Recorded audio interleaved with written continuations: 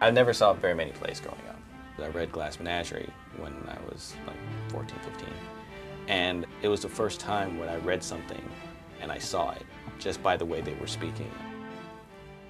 When I came to the Guthrie, we got an opportunity to work with a handful of writers, and we picked Jerome as one of the ones we thought would have a future at the Guthrie.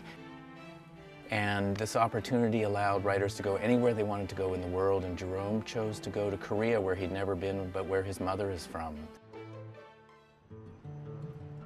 All of a sudden, it sparked his interest in his father's side of the family, which then took him to Martinsburg, Virginia.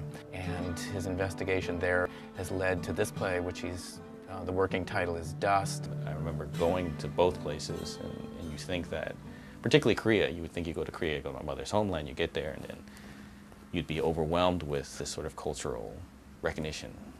And that wasn't the case. I kind of went there and felt very estranged. Jerome's work is very humane, insightful, very thoughtful. There's a lot that it does with identity. There's a certain amount to do with the grounding, finding one's place in a landscape, in a family, in a society. The play Dust is about a young man who goes on a personal journey back to a small town in the South to investigate his roots, because he is the illegitimate son of a famous blues artist. And in doing so, maybe claim his birthright and figure out more about this past that he's been estranged from. Well, I believe that new writing is the lifeblood of theatre. Without new writing, we don't have for future generations the story of our time being told in the same way that classical plays tell the story of their time. For us, as a theatre that's been steeped in the classics for many, many years, we need to create those classics of the future by developing our relationship with writers today. No, we're just great believers in Jerome, and we hope will be an important project for him and an important step in his career, and certainly the recognition of the Joyce Foundation allows this to happen, and we are delighted that Jerome and the Guthrie are beneficiaries.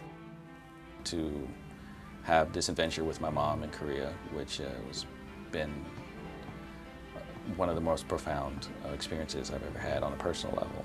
And without arts funding, I wouldn't have the opportunity to manifest those feelings into a creation that I can share with other people. We ought to, in theatre, get away from the notion that success always equals box office success. Success in new plays really is about a long-term growing relationship with a writer who has something important to say to this community.